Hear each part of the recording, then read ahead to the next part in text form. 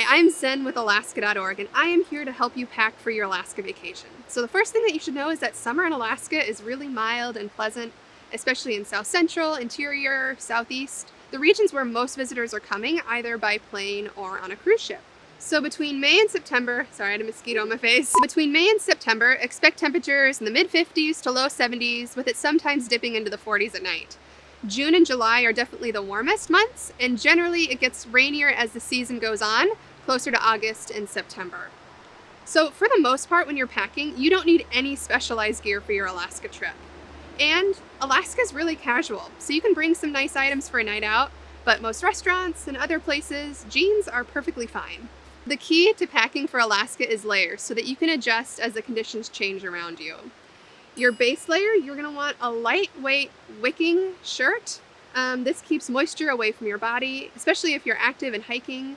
I've got a short sleeve on here. This is a nice long sleeve option. You might want a pair of light hiking pants if you're going to be out in the woods. On top of that is going to be a mid-weight sweatshirt, sweater, or fleece. You might want this just on like a cooler day to kind of take the chill off. Then on really cool mornings, we might recommend a puffy. This is great to just, again, add that little extra layer of warmth, and this is probably the heaviest jacket you would need in the summer months. And then the last thing on top is a windproof, waterproof layer.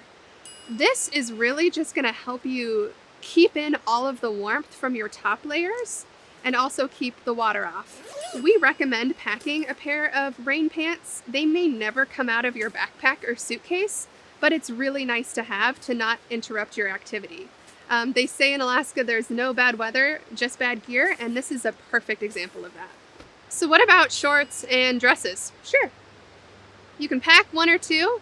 You may never unpack them, but on a sunny 70-degree day, you might be really glad to have them in your pack. Or you can bring a pair of lightweight convertible zip-off pants. If you're out on the trail and it gets warm, you can zip the bottom half off. Or it works really great in the opposite. You can start with them off, and if it gets a little buggy, you can simply reattach the legs. So shoes are important. Pack comfortable shoes you can wear all day long. Running shoes work on most of our trails, but if you're going to do any real hiking, we definitely recommend bringing a hiking boot for more stability and grip. And that's what I've got on. It's just a nice lightweight hiking shoe. You can also bring a pair of sandals, and if you want to bring a casual shoe too for walking around town, that's great. So then bring a backpack or a tote as your carry-on. You can use it to stash all of your layers during the day when you don't need them. And it's also a great spot to have these other must-haves with you throughout the day. First is sunglasses and sunscreen with 18 plus hours of daylight. These really come in handy, especially if you're out on the water or on a glacier tour. It can get really bright. Speaking of all that daylight, an eye mask. So most hotels do have blackout curtains, but this is really nice to have with you just in case.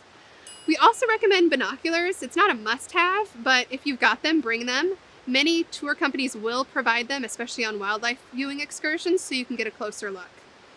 Bring your water bottle. We don't have recycling in all of our communities, and it's less available in Alaska in general. So if you've got your own bottle to refill while you're here, that's really great.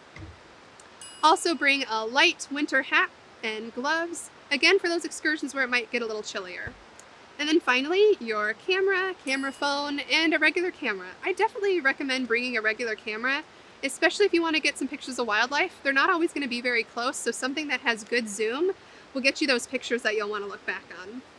So this is it. This is what we recommend to pack for your trip to Alaska. And if you want a reference, we have a downloadable PDF that you can get on Alaska.org. Cool. Bob told me I had to wear these. Keep it together, Zen. I'm sorry.